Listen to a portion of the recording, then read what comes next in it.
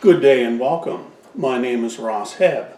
This is a continuation of the series of how we came to have the Book of Common Prayer, its creation in the time of the Reformation and its transmission down through the centuries. Today we will be considering the 19th century. When we start the 19th century around the year 1800, we're in the age of Napoleon, the Napoleonic Wars, and then we morph into the Regency period and then the age of Queen Victoria, which takes us into, indeed, the 20th century. Around the year 1800, the relationship between the church and the society in England and Great Britain had changed quite a bit since the time of the Tudors. It was no longer the case that everyone who was an Englishman was also an Anglican, that is, the same faith as the ruling monarch. There were Roman Catholics aplenty, there were various nonconformists, that is, those who did not conform or go to churches where the Book of Common Prayer was used, and there were many dissenters as well within the English nation. And times had changed. There was the Industrial Revolution, the Agricultural Revolution, population explosion, expansion, movement from rural areas into industrializing cities, many changes taking place in English society. The role of the faith within the society was, of course, accordingly changing. This is not to say, however, that the faith wasn't still very important and didn't indeed make a difference in English life, because it did. For instance, the evangelicals within the Church of England and their friends outside of it were heavily involved and constituted the anti-slavery movement, and they worked for decades of political activism and social awareness to work away at moving towards the abolition of the slave trade within the British Empire, and they were eventually actually successful, a major accomplishment of evangelicals within English society. But as well as the evangelicals, there were also other groups within the English church and English society, and the attitude of the Parliament and the politicians towards the church had changed considerably over the course of time. By the 1830s, there was this idea that Roman Catholics and other nonconformists should be allowed to participate fully in the political life and the institutional life of the nation. And so a succession of acts known as the Reform Bill were introduced in the 1830s, which changed the relationship and the status of the Church of England within the nation. Actually, some bishoprics in Ireland were closed down. This caused a reaction amongst some churchmen who were very upset at this meddling of the Parliament and the secular in the affairs of the church. They thought that the church was of divine institution, and while the government should support it, it shouldn't meddle in the church's affairs. There was a group of young men at Oxford University, people by the name of Keble and Pusey and Newman, that were very upset by this, and they decided to write and to be active to oppose some of these changes within English society and to stress the continuing nature of the Anglican Church as part of Western Christianity. And so they wrote a series of tracts which were mass-produced and distributed almost for free to the public. And in the end, there were 90 tracts, and they produced 30 in the first year and 30 again in the second year. And to give you some sort of idea of the tone of those, I'll just give you the titles of the first 3 tracts. The first one had to do with the apostolic succession of bishops from the time of the apostles, not from the time of King Henry VIII. The second one was entitled The Catholic Church, that is, what sense in which the Anglican Church could be termed Catholic. After all, we say in the Creed, one holy Catholic and Apostolic Church. And then, of course, the third one was what considerations should be taken into account in the alteration of the liturgy. Then there was a later tract written by Pusey that spoke about the Anglican Church being the via media, that is, the perfect middle ground between the extremes of Roman Catholicism on the one hand and the extremes of various forms of Protestantism on the other. And this is a very different way of looking at the Anglican Church in that time period. And so it aroused a great deal of hostility towards the Tractarians and towards these views.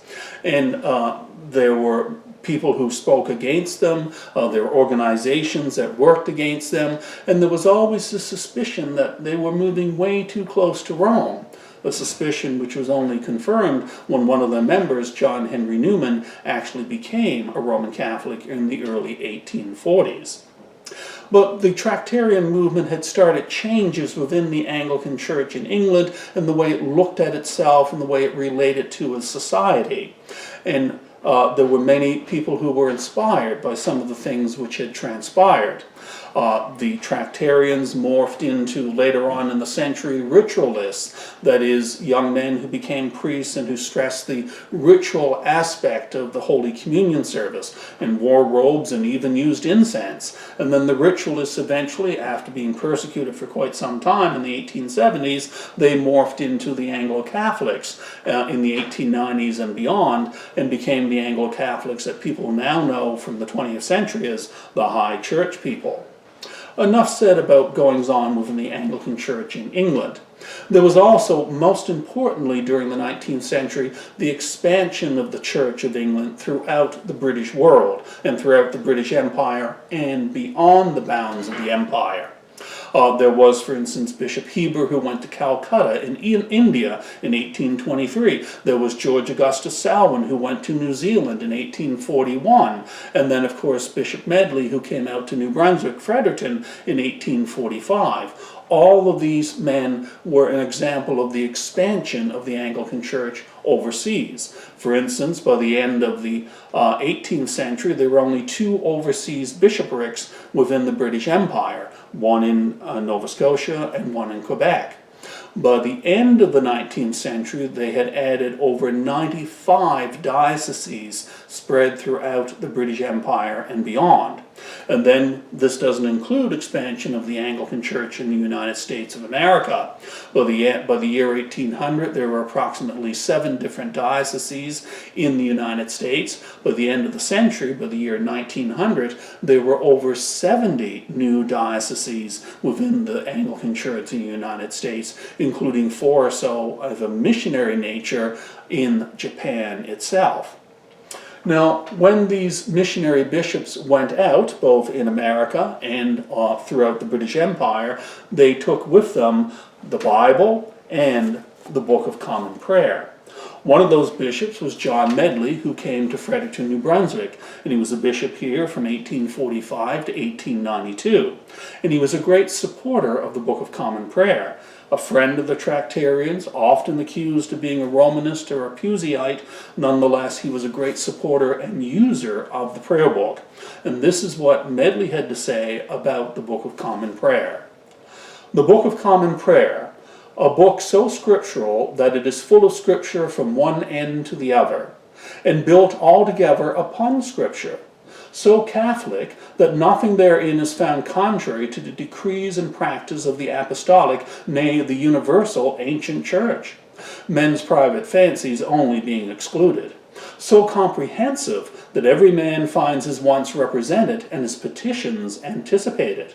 So varied that we may reap fresh pleasure from it every time we use it.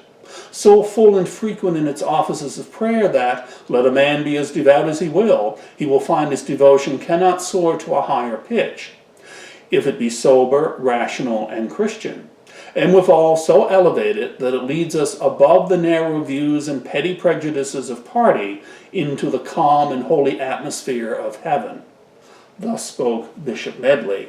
He saw the prayer book as a unifying factor within Anglican circles, both in England and within the colonies and throughout the world. Speaking of the spread of the worldwide Anglican Communion, there came about a sense of the Anglican Communion as a worldwide entity. And to promote that, Archbishop Longley in London in the 1860s invited Anglican bishops throughout the world to come to his palace, Lambeth, in London, for a conference in September of 1867. As it turned out, this was the first of the Lambeth Conferences, and 76 Anglican bishops from throughout the world attended that first conference. It was a wonderful success and was carried by the press throughout the English-speaking world.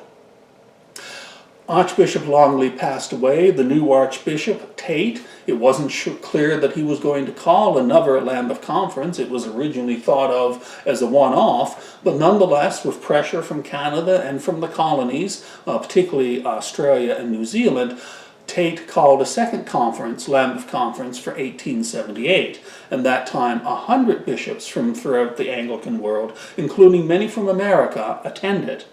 Then finally, in 1888, there was a third Anglican conference, Lambeth Conference, held in England, and at that time 145 Anglican bishops attended, many of them again American. Now, the American bishops who attended these early conferences did speak from time to time about the prayer book, and they were somewhat embarrassed with their 1780s versions of the prayer book, 1786 and 1789. Indeed, one of their bishops at the Lambeth Conference, Bishop Cox, called it, their prayer book, a perfect abortion from the moment it was produced. So, as you can see, he wasn't very keen on the prayer book they had to use. Then another Anglican bishop who attended the conferences, a Bishop William Stevens Perry of Iowa, spoke in 1878 at the Lambeth Conference about the prayer book, and he wondered, with the rest of his bishops, whether it is possible in this gathering for the American bishops to pledge themselves to return to the English prayer book in which we have made changes. If we enable the American church and the colonial church and the Church of England to approach more closely than we do now in formularies, in lectionaries, in rituals, and in creeds, this would have a tendency to bind the wandering members of the church to that common Catholic Church of which we are all members. Just like Bishop Medley, so too Bishop Steeves, seeing the prayer book as a bond of unity, as something which can bring the disparate members, the disparate national churches together into one worldwide Anglican communion. And then, of course, in 1893, the Americans did create their own prayer book, and just a few years earlier, Bishop Perry had said to his diocese, "The prayer book indeed is the bond of union between members of varying schools of thought and practice, and the prayer book of the future should be practically one and the same throughout the Anglican Communion." Thus spoke Bishop Perry in 1886, and in 1893 the American Church adopted a revised Book of Common Prayer, one which went back to the 1662 English version of the prayer book, not in every detail, but in the essentials. Creeds were restored, the Nunc Dimittis and the Magnificat were restored. All those things that the American bishops were embarrassed about having absent in their 1789 prayer book were restored, and the prayer book was seen and spoken about in Canada, in the States, in England, as a bond of union amongst Anglicans spread throughout the world. This, as it turns out, would be the high watermark of an understanding, an appreciation, and a usage worldwide of the Book of Common Prayer. In our next session, dealing with the 20th century, we shall have to consider how that bond of union began to fray and then to be torn asunder as the 20th century progressed. But that's a story for another time. Thank you for watching, and good day.